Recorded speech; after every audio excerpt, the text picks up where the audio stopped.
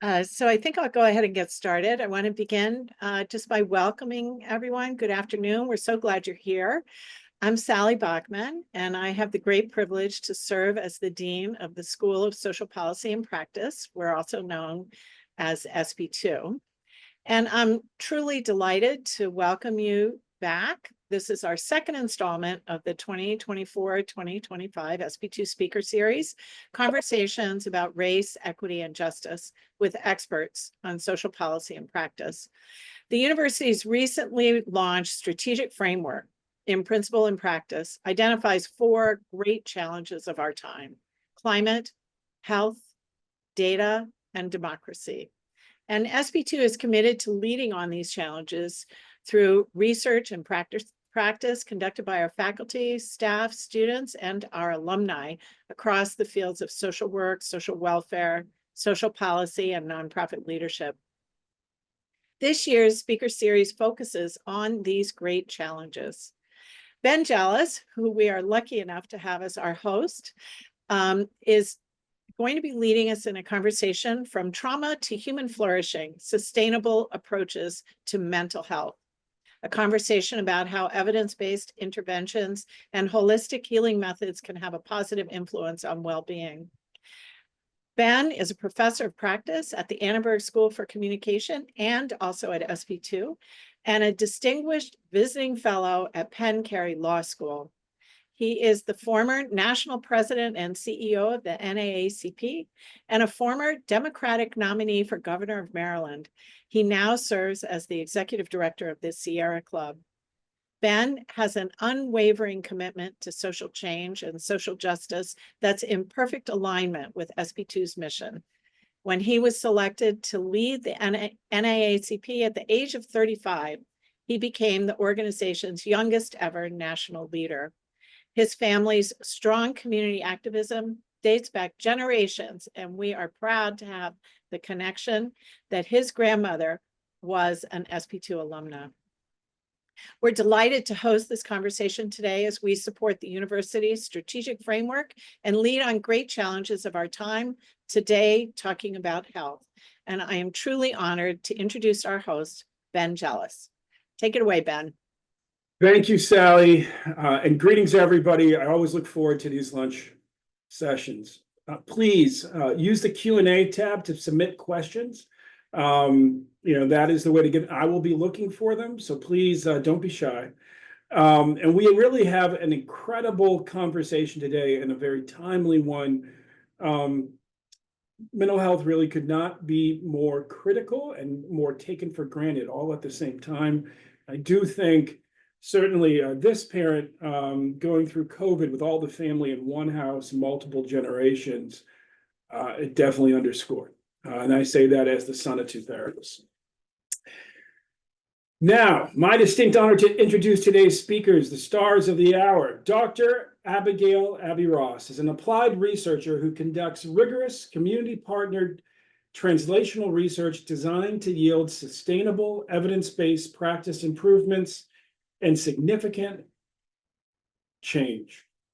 Broadly, her program of research seeks to develop and implement evidence-based interventions that both improve youth and family well-being in pediatric health settings and advance equity within youth-serving health systems. Dr. Ross brings more than 15 years of clinical practice experience working across a variety of settings across the healthcare continuum and in the field of home visiting. She has received extensive clinical training in family-based interventions, cognitive behavioral therapy, and suicide risk assessment, management, and treatment. Dr. Brittney Autry Cole is a professor in the social work program at Purdue University Northwest, where she is dedicated to advancing the field of social work through teaching, research, and community engagement. An SP2, I'm stuttering today, an SP2 graduate. Dr. Cole's experience encompasses trauma in Black women, holistic healing modalities for Black women, and early intervention wellness practices in Black girls. Dr. Cole specializes in the exploration of healing methods among Black women, examining how cultural, social, and historical contexts influence their mental health and well-being.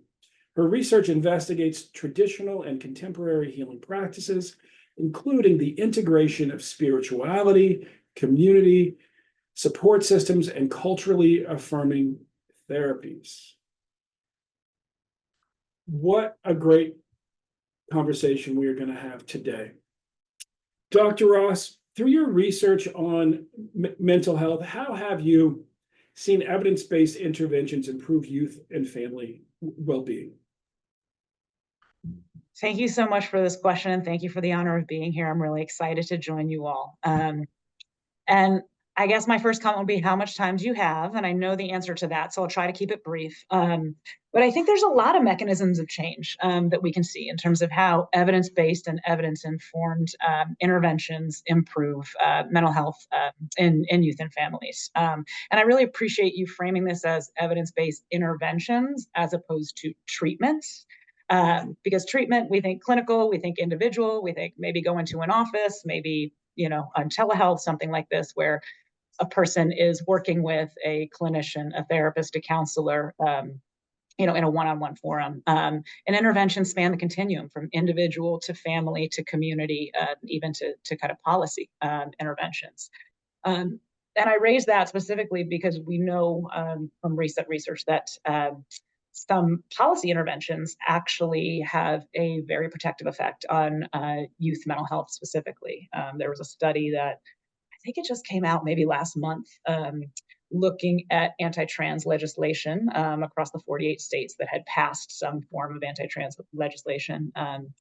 And passage of legislation was associated with as high as a 72% suicide attempt rate in trans and non-binary youth. So policy counts as intervention, as well as individual or family-based interventions. And my work has focused primarily in the clinical arena on suicide prevention with children, youth, and families. And I think when we're talking clinical interventions, one thing when working with youth that is frequently overlooked is the family.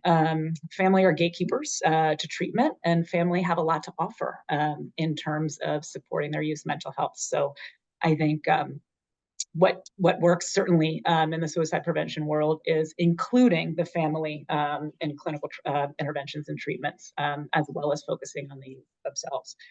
The last thing I'll say, and I know Dr. Cole probably has a lot to add, on this as well, is that just because we do have some evidence-based clinical interventions or clinical treatments, that doesn't mean that they work equitably for all populations. I think we have a lot of room for growth in terms of developing cultural modifications for populations that are at elevated risk because of some of these societal phenomena. All of the isms, the racism, sexism, discrimination that certain populations experience more than others.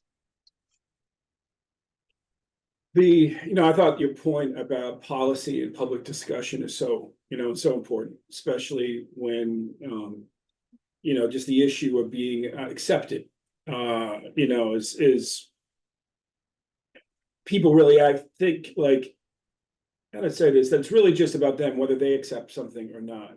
But the messages that you send out there can have profound implications on children.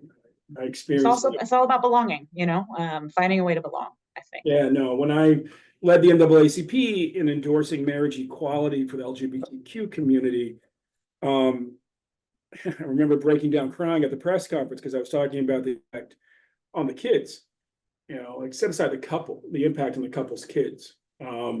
And that was something I was intimately aware of, being the child of a marriage that was against the law for racial, because of the old anti-miscegenation laws. And so, yes, I think it's an important reminder that, in the public square, we need to be as accepting of our children as we can, because they are all our kids. We rise or fall as a nation on those children. Dr. Cole, from the perspective of your research and work, can you speak to how holistic healing practices can address trauma and influence well-being in Black women and girls? Absolutely. Love, love, love this topic. And I thank you for the question. I'm also really excited and really honored to be here today. So I mean, we know that as individuals, we are collectivists. We are not out here being able to do the things that we do and thrive and be well without some form of community. Specifically in the Black community, we've always been individuals who rely on others. We have fictive kin.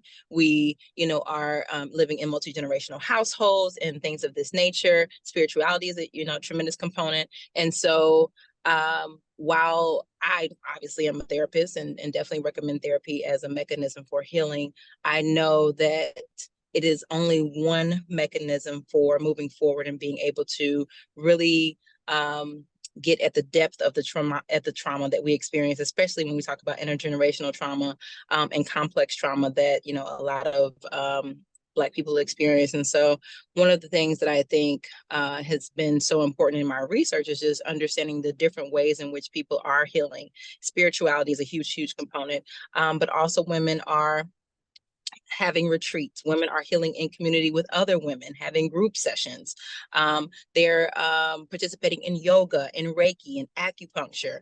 They are joining skating groups and gardening groups and tilling things with their hands and actually getting engaged with the land in those different ways. They're spending time outside. There's Black Girls Trek now, where women are literally walking across the country and, having that bilateral movement as a point of healing and, growth and development. And so I think what has really come out of the research is that community healing is incredibly important, and healing is so multifaceted. And while we may want to push a particular approach, there are just so many ways in which we have to tap into the ancestral aspects and the ways in which Black people in general, recognize what healing looks like for them. Also just recognizing that there is support and resources out there that they can access, that it's not going to cost an arm and a leg or require a certain type of insurance, or not be accessible because of the community that they live in or the type of resources that they have available to them. And so one of the things that I really have been trying to push is just making sure that other clinicians know of these different resources that are available, and also being able to speak intelligently about them to their clients and have those opportunities available so that people feel comfortable reaching out and digging into what the options are for their particular traumatic challenges.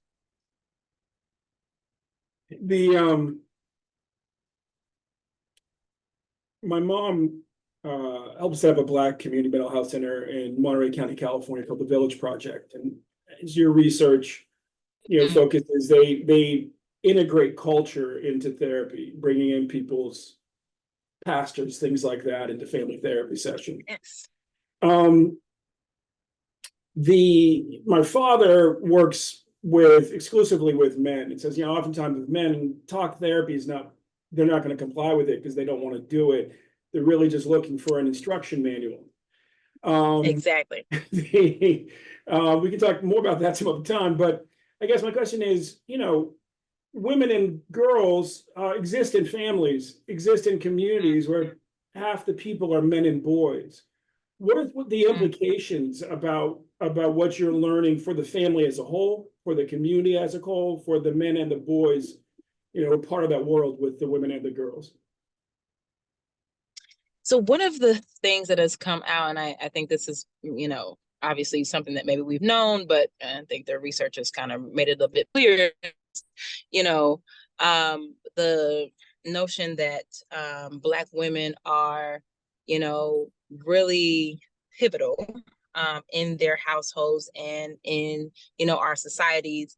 And because Black women are, kind of forced into this trope of being strong and resilient and all of these other terms that we kind of throw upon one another, they are kind of looked at as invincible, and nothing can break them down, and these things of these natures. But as we are seeing more Black women actually take advantage of healing opportunities, we find that they are better able to show up in their households and be healthier members of, their communities and their families and such. A healthy mom is now going to have a healthy son, right? A healthy mom is now going to be a more productive member in her marriage. And so it is, growing, research and knowledge and understanding, and just the ways in which through healing ourselves, we are then able to heal our families. We're able to be better partners, better mothers, better sisters, better cousins to those individuals, because we are not pouring from a cup that is perpetually empty, and having to continue to feed into these stereotypes that we have to keep going, we have to move forward. There's an organization called the NAP Ministry that literally focuses on rest and making sure that we're taking time to actually restore our nervous system, because it's always in overdrive, and thus we see like when heart attacks have these challenges that are really aligned with rest, and our mental health care being put on the back burner because of all the other challenges that we have that need to that take the precedent. So I think that in making sure that Black women and Black girls have opportunities to take care of themselves, they then are able to better function, and then be better versions of themselves for the men, for the boys, for everyone in their sphere. That's helpful and thoughtful.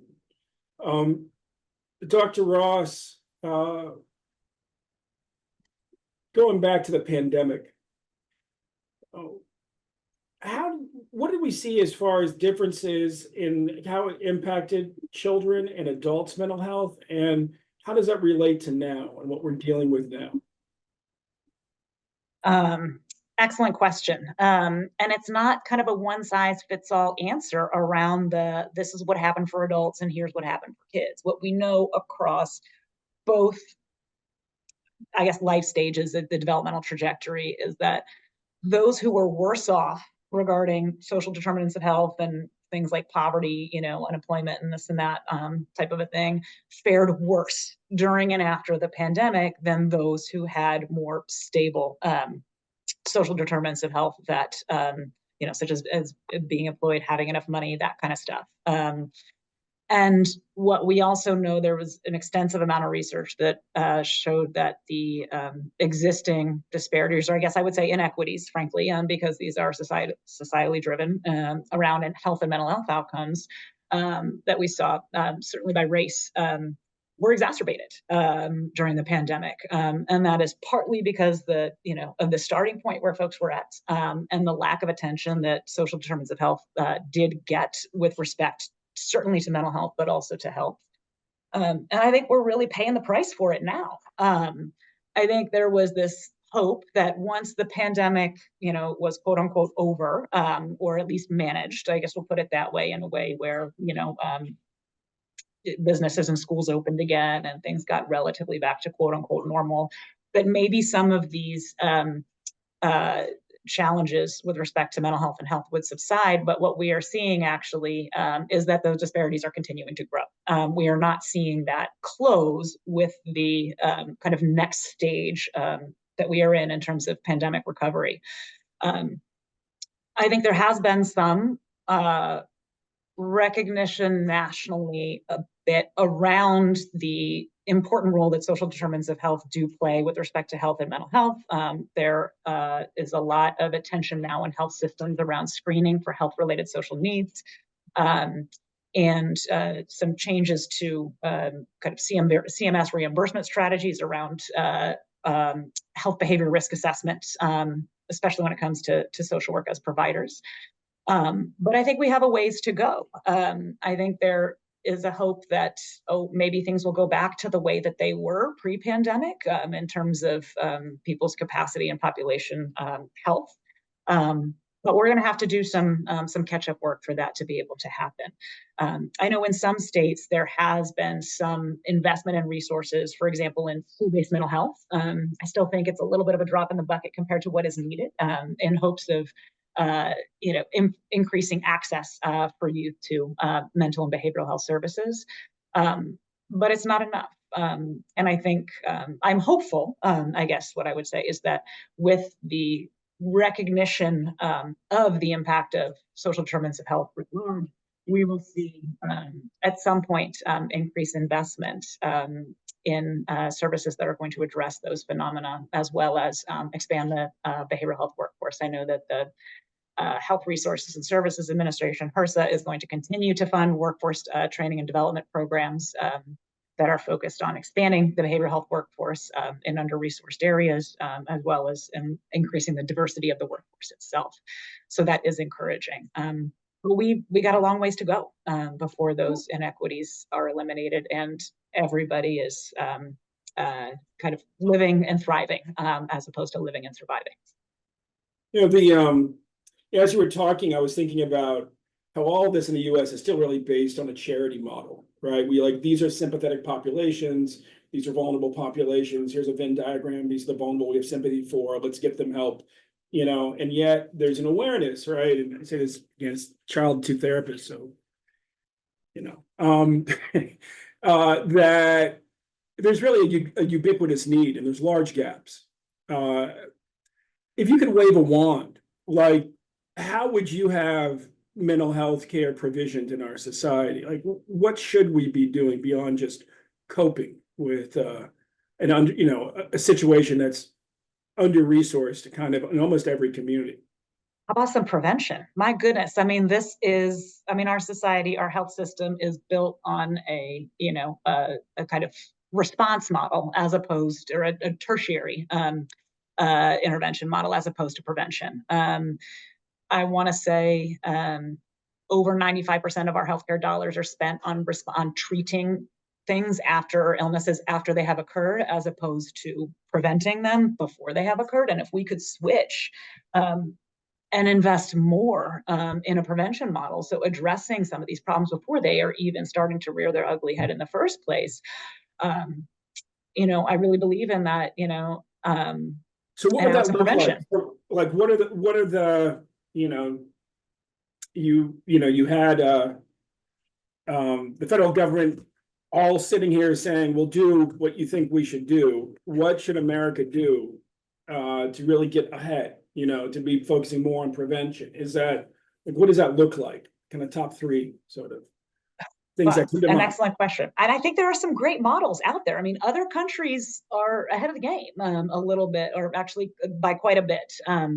Relative to the United States. I mean, we still work from this kind of fee-for-service and reimbursement model for most care. I know that there has been, a shift with the Affordable Care Act to integrated care, but that has not really taken off the way that at least I would hope, and many others as well. We are still primarily a fee-for-service model, which means that you go to the doctor or you go to a provider, a mental health clinician as well, and you get a diagnosis, and then the provider is reimbursed for that diagnosis and that service that they provide that is associated with that problem. Shifting to a prevention model is you don't need a diagnosis. These services are just freely available and covered, if you will, and it will be part of almost the way that certainly public education has its challenges, but that's really the only universal publicly available service that we have in this country. And if we could shift for our healthcare system, and I say healthcare system inclusive of mental health, because mental health is health, to a model comparable to that, I think we'd be a lot better off because we would be able to support people with the resources that are needed for them to thrive, again, not just survive. No, well, that's, thank you. It was nice to see you. Pie in the sky, little bit. I know we are in a capitalist society, and all that. That's literally that's where we got to start, right? And I heard you start to talk about we need more mental health workers, right? We've got and my grandmother, the last thing she did as a social worker was set up the second public university BSW program in the country, because she had led the war on poverty implementation for the state of Maryland, and they just didn't have enough social workers, and master's degree programs were never going to get to where the need was. So they said, let's go to bachelor's programs. But there's been, there's so many other models out there, right? I mean, maybe the most certainly kind of high risk, maybe even the most high impact mental health workers we have are the violence interrupters in this country, right? Who are providing, mental health support at a very critical moment to prevent the next homicide, and have been able to take communities that have dozens of homicides down to zero. And those sisters and brothers, often don't have a high school degree, right? So I think there are successes that challenge us to think beyond sort of our degree minting, into just what do we need to do as a community, which includes people with master's degrees and PhDs, but obviously to get to scale, oftentimes you need people who that, because you're talking about leveraging community strengths. I mean, and I think that if we were able to do that, I think more effectively as a society, I think we'd be in a lot better of a place, because again, people would be starting from a different starting point than they are currently. And I know certainly with respect to health and mental health, what typically happens for people is they wait until something has gotten unmanageable before they seek treatment. And if we could just divert some of those resources before things get unmanageable, or before they even kind of occur in the first place, maybe they wouldn't even occur, and then they wouldn't get to unmanageable, if that makes sense. And I think that this point about leveraging everybody's strengths in the community, not just those who have been fortunate enough to have the resources to pursue higher education, is something we need to do more of, certainly. Yeah, also think that creates that investment in the community, right? If I am a community navigator, or I am someone who is empowered to, support the mental health of my neighbor, then I have more of an investment in the community. So maybe if I'm seeing, a trash on the floor, maybe I'm going to pick it up. Maybe if I am noticing something is a little awry, I'm going to, say something about it. And, we create that community engagement and that investment. And so people aren't just, walking through their communities as, individuals, but, we get back to that place of, we take care of one another, we look after one another, and we, are concerned about the well-being of any of others outside of ourselves as well. Yes, no, that's right. And there's a inherent fragility in the Black community, which I think is sneaking up on us, which is that we're just 2 generations behind the white community as far as the suburbanization. And we've also seen shifts now where we're, of course, sending high need populations from cities into suburbs, which magnifies it even more. But, when you look at something like suicide, its increases really track with the suburb, the white community first becoming suburbanized and people becoming more socially isolated. And then you see Black folks become suburbanized. There's a spike in Black teen suicide in the early 90s because it's basically a generation after when we started moving out to the suburbs, and coming from 2 families, one white, one Black, that have both been in this country for about 400 years. The white side doesn't, the rich side of the family doesn't know the poor side of the family. The Black side we still do, but it's hanging on by a thread, right? As the matriarchs and the patriarchs die and people stop coming to reunions. And so there's a certain strength in our community, I think, that we've been able to take for granted because we were kept in ghettos, longer than anybody else in the country, right? We were literally by law trapped in certain areas, which kept us a strong community. But now people have maximum choice. We're following typical American patterns, and that ultimately weakens community. Dr. Cole, your bio, I'm sorry, Dr. Ross, some focus on suicide prevention, and kind of one of the sort of best kept secrets in America is that white men over 55 died at a higher rate from suicide than Black men and boys between 15 and 30 die from homicide. Higher rate, right? 4 times the population. Black men are just behind white men, and then tends to be like white women, Black women. And it generally tracks with patterns of relative social isolation. You said earlier, that so much of it is a model of treating people after the event, right? They have the nervous breakdown, whenever their grades drop in school. Now we intervene in their mental health, and the need to switch for prevention. Well, there's no intervention if somebody succeeds at suicide, right? It's just done. What kind of what you learned, like, should we be thinking about when it comes to old white dudes like my dad? And and again, because when you look at who dies from bullets in the United States, that's the highest rate. It's not just the biggest number. And there's no public conversation about it the way there is with all the anti-violence marches and stuff in West Baltimore, where my mom's family's from and where I spend a lot of time when it comes to homicide. And I just wonder, like, what you think we could be doing there, because those are the most privileged members of our society. But as Kenneth Clark pointed out a long time ago, poverty and misery don't always match up perfectly. And so, it suggests there's a well of pain there when the suicide rate is so high. Absolutely. And I appreciate the question. And I want to kind of pull a couple things apart. So there's the dying by suicide. So people who die. And then there's treating the pain, right? Mm-hmm. So if we're going to focus exclusively on reducing that outcome of suicide deaths, I think we have to do both. The conversation that, I think comes up after, every single school shooting that happens is this discussion around firearm safety. And you hit the nail on the head really with your point about this kind of older demographic of white men mainly dying by bullets. And if we could do something around firearm safety, we would see that suicide rate drop significantly, I think. Sure. You can just look at that's the means piece. What's that? Right? You can look at like Portland, Maine, and Montreal, or Seattle and Vancouver, and you see what happens, because that border is a gun control line.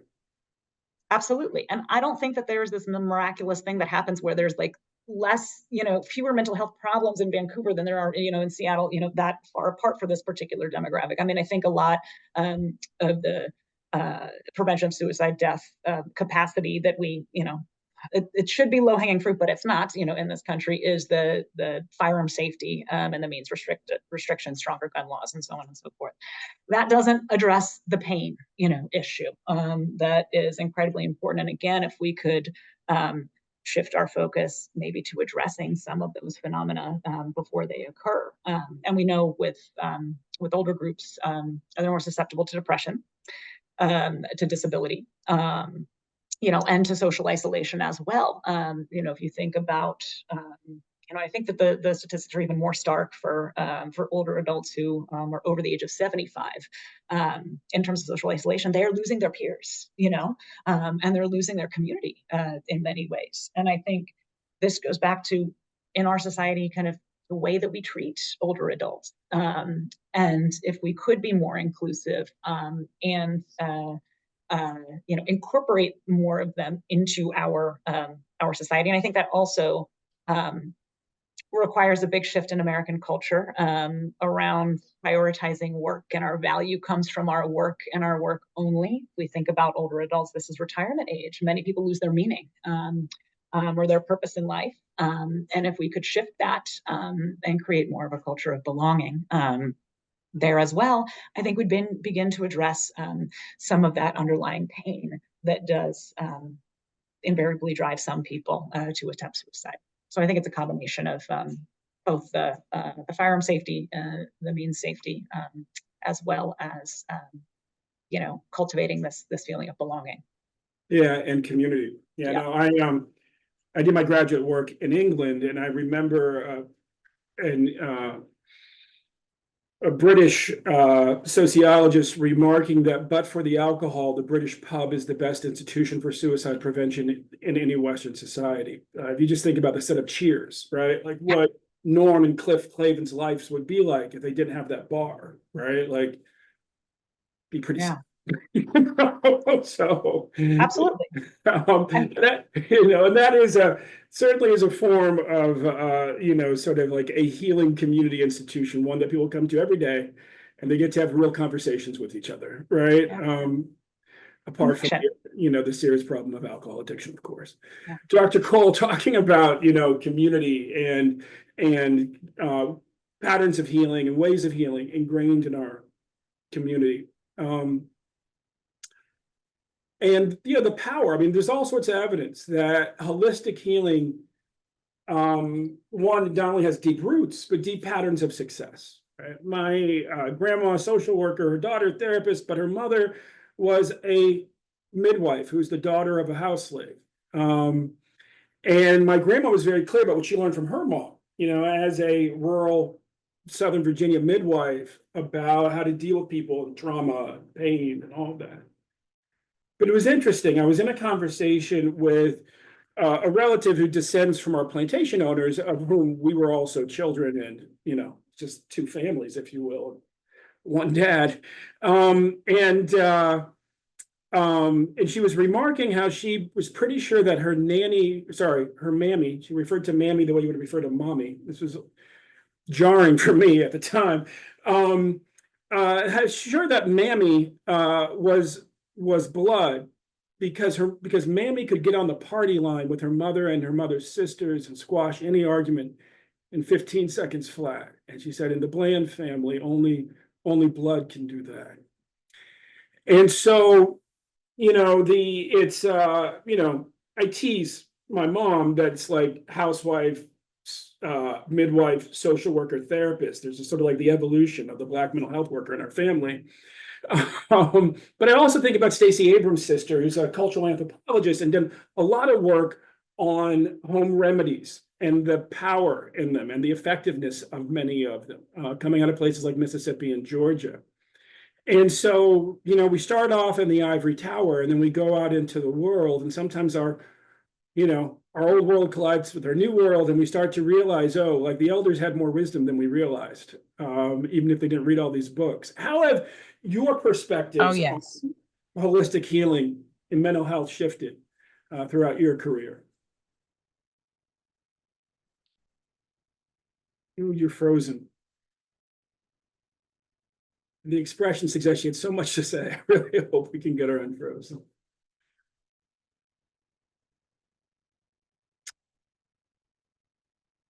Dr. Cole, you may want to re-log in, and Dr. Ross, why don't we continue the conversation while we wait for her to do that?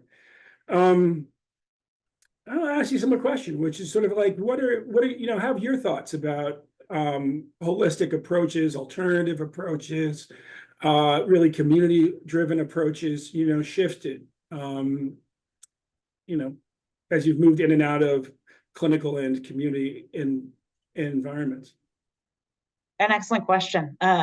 So my kind of doctoral training was originally in clinical intervention research, and I still do that. And that's the kind of treatment piece that I mentioned earlier around kind of once something has happened, you intervene then, and you hopefully foster coping skills and belonging and all of those things. I think over time, I have it has become increasingly apparent to me that one size does not fit all when it comes to clinical treatments or clinical interventions. And that if we are really going to have any success addressing these phenomena at the population level, we cannot rely only on these individual micro level interventions, and we must address phenomena at the family, community, policy level as well, because that is where taking those wider lens approaches is really going to that's really what's going to allow us to move the needle for several reasons. One, you reach more people. Sure, you might see smaller gains, in that kind of larger population level approach, but you get to more people, right? And second, we are never going to have enough clinicians or enough providers if we wait to intervene until or at the individual level. There just aren't going to be enough providers, and we also don't have the evidence base that shows equitable improvements for all populations. So kind of it's the age-old analogy that I think everyone in social work hears in their policy class around if there is a river, do you wait and do you pull all of the people out of the river, or do you go to the top and try to stop the flow so people don't need to be pulled out? And I think it takes a combination of both, but we have got to start looking more to those wider lens kind of larger population focused approaches to prevention and intervention, and not just individual clinical treatments, because we'll never get everybody. We'll never be able to pull everybody out of the river. Taking it down to the ground level, what's something that you've seen in your clinical research, like something happening out in the field that really excites you? So many things. I think the thing that excites me, most at this point, is really the beginnings of a shift, and then we'll see kind of how this goes in the coming years. But it started actually back in 2010 with the ACA, but this kind of shift towards integrated behavioral health into primary care. So this is a mechanism for increasing access to behavioral health services by locating them within the primary care setting. This, I think, can be a game changer for access and also for kind of prevention or addressing mental health problems that haven't yet reached the point of becoming a full-blown diagnosis. And it's the first kind of inkling of prevention that I have seen really start to take hold in this country, and that excites me, that we've kind of been able to get a foothold in some sort of prevention. And I think that is going to open the door to more investment in school-based health services and mental health services and so on and so forth, that I think can help with the destigmatization of seeking treatment or services, I should say, and improving access. That's exciting. That's exciting. And it's also exciting that Dr. Cole is back. Yes, she is. So Dr. Cole, I asked you a question. I think you recall. Talk to us about, what you see as, the way that your views have shifted on holistic interventions. Yeah. So, I mean, there has been quite a shift, and it hasn't actually just even been from my research. It's just actually just spending time with my grandparents. My grandparents are from North Carolina. My grandfather owned a farm and like had animals and was like a unofficial veterinarian, never went to college or anything, but I mean, could literally nurse any animal back to life with things that he would kind of just make up from his garden, and recipes and things that he would kind of create.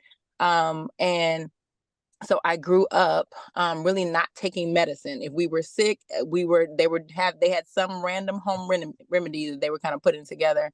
So when I think about now, my interest in natural and holistic and kind of unconventional strategies for supporting, Black women and girls, it makes so much sense of, kind of my lineage and where it came from.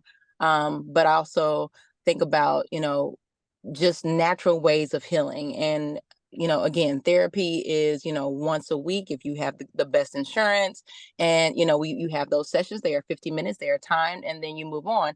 The majority of the work happens outside of that time together. And so when I work with Black women and Black girls, I'm working with them to kind of create a recipe for their own success. What are we doing outside of our time together? What does it look like for you to have community around you? What does it look like for you to move your body? What are you putting within your body? What types of healthy foods are you consuming? Because it is all of these different ways that we, heal. And so I even think about like my son who was sick the other day, and I had been giving him this medicine for like a week.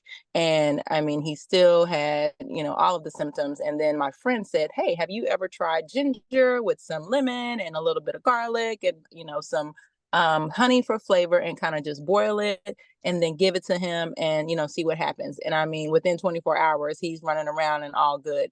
And so it's just, something that I have to continue to remind myself, even in, doing my own work, that we have so many strategies within our own selves. We have so many different ways of, us resolving and solving our own challenges within our own communities, within our own gardens, within our own selves, and within, our collective, opportunities of being. And so that to me has been very important and illuminating, and, just a constant reminder that we don't always have to pursue these kind of capitalistic strategies for health and growth and development. We can really tap into our own selves, into our ancestors, and the work that, we know that we have within us, and the people we know we have within us to heal and grow and be. And it's lovely, and usually a little bit cheaper. Well, I didn't put right so clearly. So much of the work is not in the 50-minute session, right? Like, yes. It's really, and just being a balanced, healthy human being has to do with kind of everything else. I we have two questions here, and they're different ones, but I think I'm going to offer them together and then you can answer them as a group. First one comes from Janine Miller, and the question is, you mentioned HRSA. All federal agencies will be under additional stress in the Trump administration. What can social workers and others do to organize protections for and with our communities? That's the first question. Second one, if you forget either, I'll happy to reprompt. Kirsten Cornell, SP2 2011 alumni here. Most of my work at the Prison Society focuses on building social connection between incarcerated people and their families on the outside. Prisons are isolating by design. Despite what we know about the healing power of connection, I'm curious if panelists have thought how to foster connection and conversation in closed-off systems. Either of you want to jump into either of those or both? I can start with number one, and I'm sure, Dr. Cole, you also have things to add about this. So what can social workers and others do to organize protections, for and with communities? I think a couple things. One, start now, if you haven't already. I think we have the playbook for what we can anticipate coming down the pike. So in terms of embracing as much prevention as we can, I don't think we have to wait until the new administration takes office to kind of respond, in a way that would help us organize protections for and with our communities. I'm very glad that this question also has the with piece, because it's incredibly important to work with communities, and include the community in the advocacy and the organizing.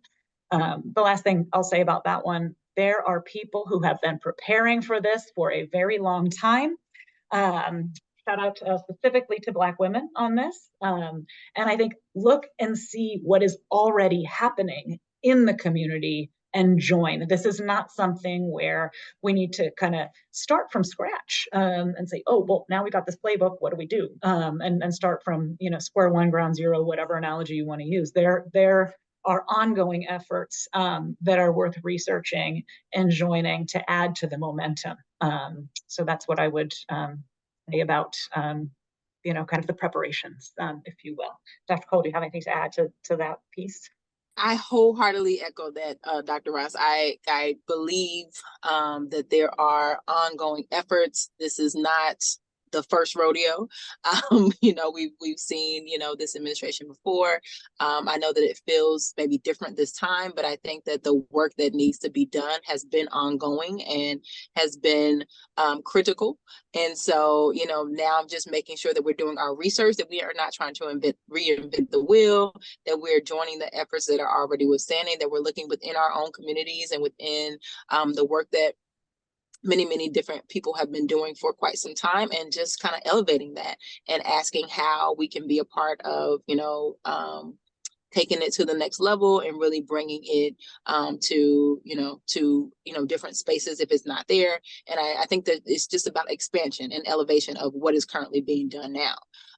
For that question, for the question around building community in this space with the incarcerated folks, I really honestly admire this work. I have really, there's so many different things you can do with a social work degree, but I love the connection work that has been, definitely been done for decades, but I'm seeing more documentaries about it, and just more ways in which people are really trying to be intentional about making sure that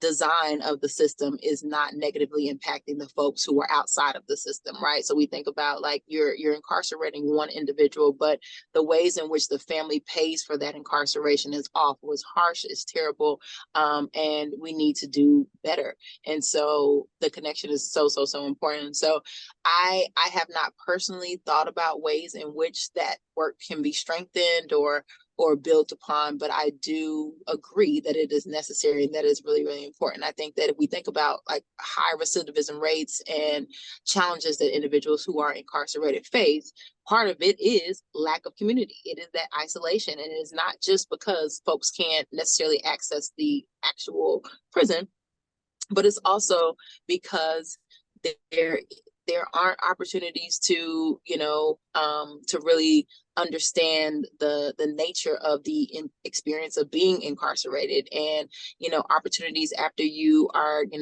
getting out, and, how families can be a part of the process, and, resources to make sure that individuals are able to contact, their family members, and, go beyond just phone calls and have maybe FaceTimes, and, be a part of different family gatherings virtually. Like we went through a whole pandemic. We have learned so many different ways of connection, and yet we're not allowing those tools to be utilized in the way that they should, for folks who are incarcerated because of a litany of other things.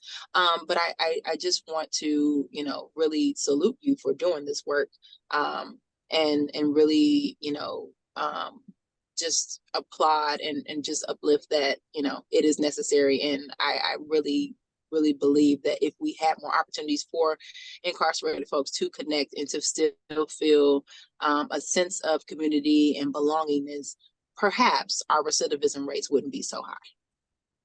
Yeah, no, that's right. I mean, there's been important developments in the victims' rights movement. Groups like Californians for Safety and Justice, deciding, for example, to poll all crime victims. And, what you see, of course, is it doesn't look like the groups have been propped up by entities like the Prison Guards Union over the years, propensity to push out literally blonde suburban women. It was sort of their MO, if you think about the victims' rights movements of the 80s and the 90s, to push very draconian policies. But when you look at who crime survivors are, they come from disproportionately from communities that are impoverished. They look a lot like the prison population, low income white, low income black, low income brown folks.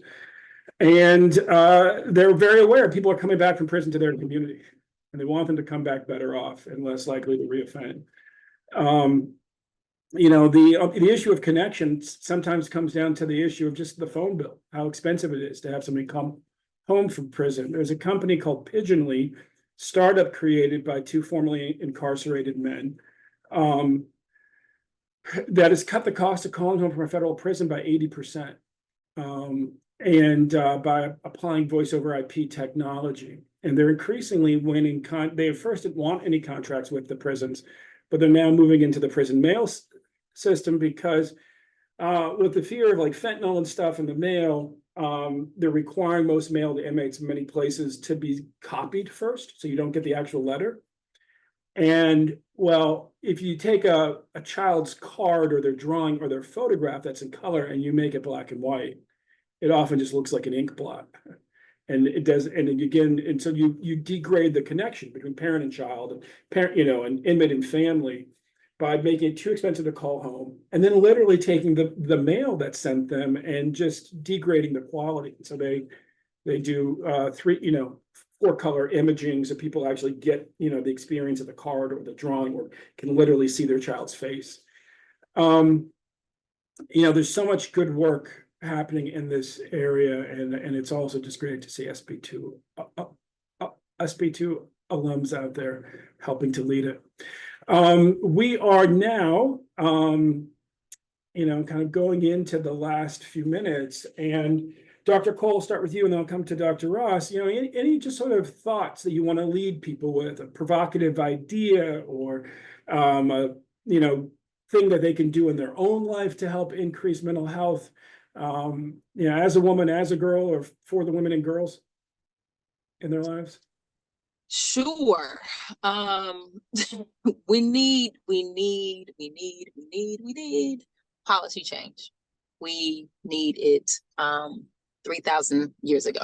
We need it. It is so immediate because without those mandates, without those laws, without individuals actually putting a little bit of stake in the game, we are going to continue to turn our wheels and not see the long-term effects and not see any systematic change. And if we are serious about systematic change, if we're serious about making communities more healthy, if we're serious about providing resources, we need the government, we need legislature to follow, honestly, to lay down a foundation.